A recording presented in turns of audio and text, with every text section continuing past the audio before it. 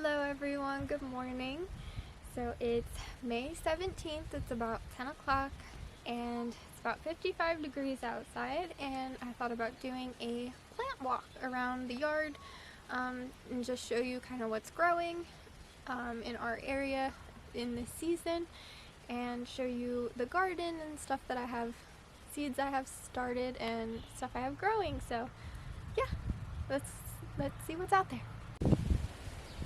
Alright, so it's a little breezy today, so hopefully you'll be able to hear me okay, but right here we have a back porch, like greenhouse in our home, and then we have like a little back patio here that I started the seeds in the greenhouse and then brought them out here to acclimate.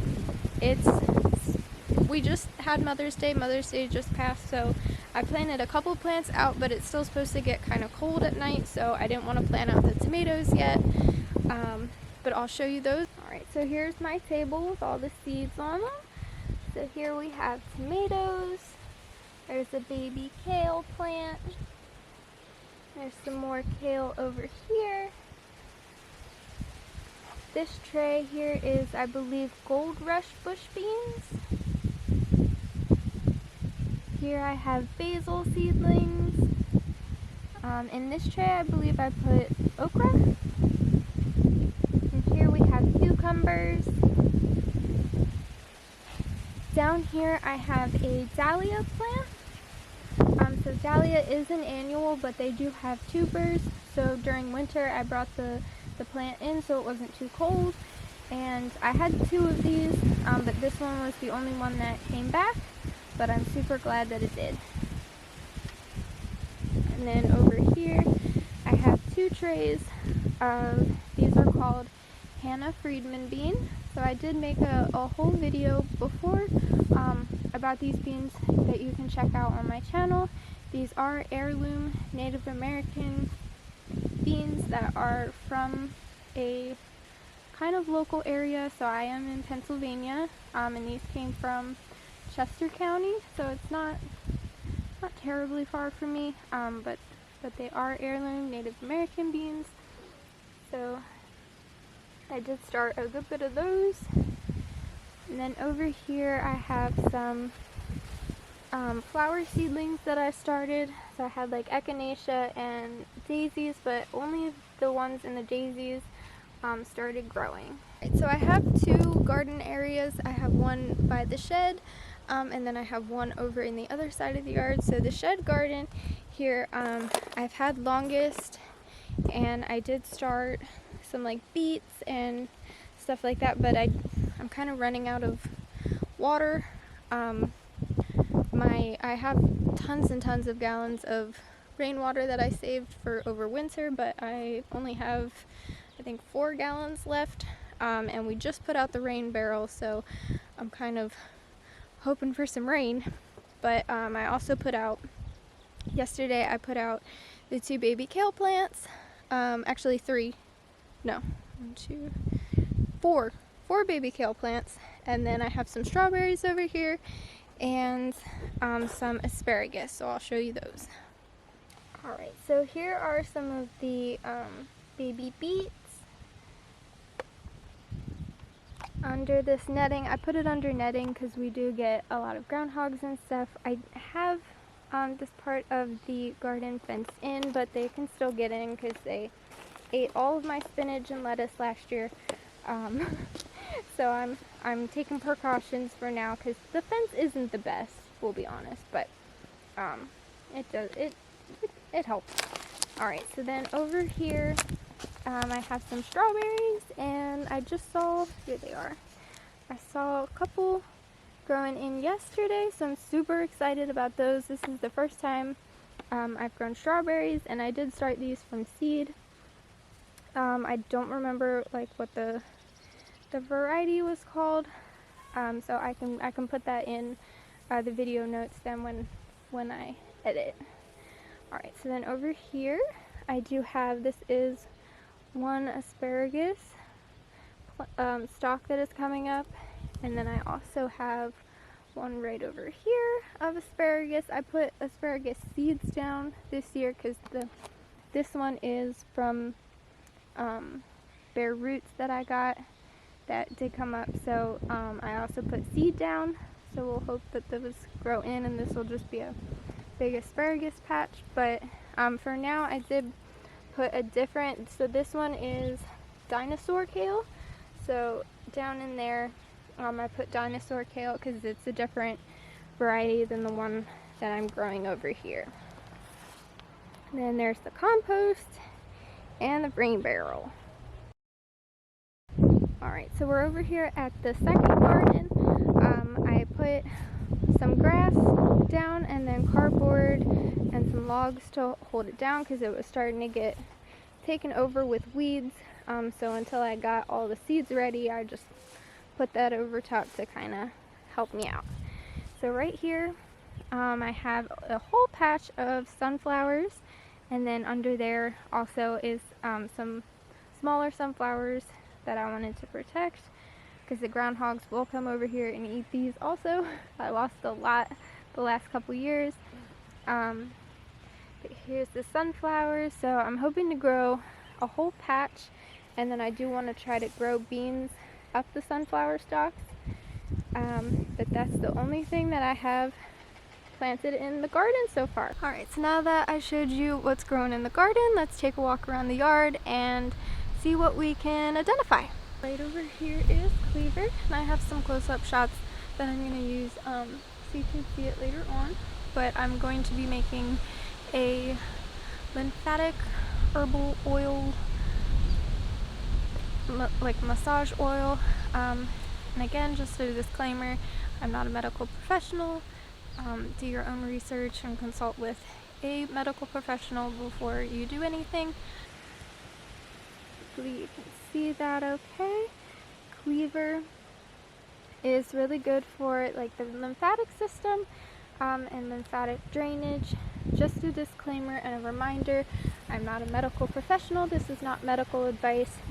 This is just some information on the plants, and it's also, I believe, known as sticky back because it does stick to everything. There's a little bit better of a shot of those seed pods. They're the little fuzzy balls. But yeah, I will be coming back and harvesting this a little bit later on for another video. I'm going to be making like a lymphatic herbal massage oil kind of thing. But there is cleaver, and it is in a couple other spots in the yard. This is just where it's growing most profoundly. Alright, so I'm going to do a voiceover for this next clip because it was just too windy. But here we have purple dead nettle. So you can see it's got like a lot of white stuff on it. So I'm pretty sure that's powdery mildew. The purple dead nettle is more of a spring plant, so it's kind of on its way out. There's, I think, one other spot in the yard that we're going to be able to see it a little bit better. But right next to it is garlic mustard. And garlic mustard is an invasive plant in Pennsylvania. It is edible, but it is extremely invasive, and I do need to pull it out when I get the chance.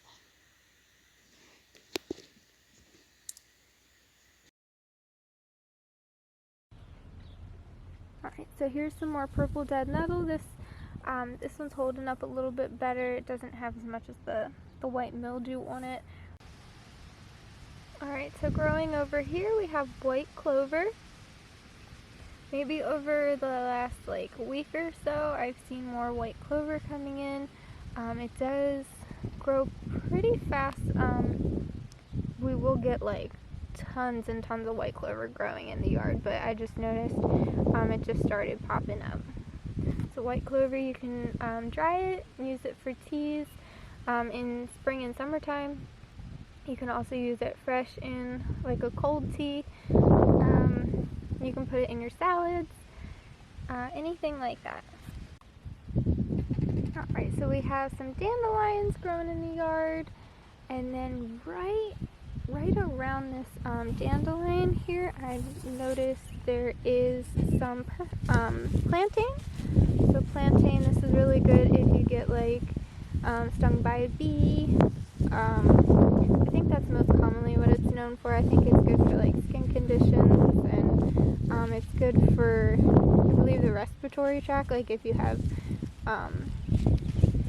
like it's a mucilaginous, don't know if I said that right, herb that can help with like coughs and things like that. Alright, so over here, this is my rock flower garden patch. So some of the ones over here I did get from like a store like the Asters and the Felix or Phlox, however you pronounce it. I think it's Phlox. Those did come from a store, but the spiderwort over here, which I will talk about soon, that I found in a different spot of the yard. So then I've just been propagating it and dividing it. And then the goldenrod over here, I found 3 plants from a different area, different local area, and I transplanted them here, and then it divided. So right over here too is a different kind of plantain. So the other one that I showed was Plantago major. That's the Latin name. I'm not sure what the Latin name for this one is, but it is. There are 2 different kinds of plantains. So that's the other one that you'll see. So right in here is purple aster, which we did get from Stouffer's, and then this is phlox, and then this one over here is phlox too. So I did grab the plant cards to show you. So this one right down here, you can see the little greenery, so it does spread too, but that is creeping phlox. It's a perennial. They've got beautiful whitish pink flowers. And then the other one over here is this one right here. It's a native flame white eye garden phlox. So this is a native. It's really beautiful. It's basically the same kind of flower that's on the other one, white and pink, but it's beautiful. This one grows upright, and I think it's easier to propagate, so I'm hoping to propagate it this year and put it some other places. Alright, so then right around that we have, this one is mullein. So I found a mullein plant at one of my local parks, and I took a couple seeds, some of the flower heads, and grew some here in the yard. I love how soft and fuzzy it is, and I'm really excited when it grows its really tall and long yellow flower stalk. Right, and then over here I have, this is echinacea. I did get this one from another greenhouse, but I think something was eating it because I came over here yesterday and I noticed there was less petals and leaves than, not petals, but the leaves than there was the day before, so I put the netting over it just to protect it. And then up here I have spiderwort. Now I have spiderwort over here. If I can get a close up of the bee. There he is. Pollinators love the spiderwort. Like I said, it is native. Alright, so I'm going to pick up with the audio recording again. So over here we have Solidago, or goldenrod. Goldenrod is a native as well, and I found it growing in a local area, so I took 3 plants. I left plenty to grow there, but I took 3 plants, and then from those 3 it spread to all of these here, so super happy about that. I even had to pull some of them out just because they were starting to grow outside of the rocky, the rock border that I made here, and I'll try to get a close-up here of the leaves so you can see that. But closer to fall is when the yellow flowers of the goldenrod will start to bloom. Alright, so in the driveway and the more rocky patches of the yard, we have pineapple weed. It's wild chamomile. It is very similar to chamomile in its uses. It's good for tea. I believe like anxiety, insomnia, things like that. And then you can also see right down here, so here's some pineapple weed, but right next to it is a little baby plantain. Alright, so over here, this is another flower patch in the front of the yard. I got a kind of wildflower seed mix that I spread here, and I believe this one's Dame's Rocket, if I did identify it correctly, because it was just a seed mix, so I didn't really know what was going to pop up, but here's that. I have some spiderwort growing in there, and kind of in between. There was also, this is the only one that came up. I'm not sure what this one is, but they're orange, and they're really pretty. They smell so good. And then right over here, now I did purchase this from a local greenhouse, but these are native ferns, and I did find the plant ticket here so you can see the name of the fern, and I'm hoping to kind of spread those out into different areas of the yard, but I do love them. They're so beautiful.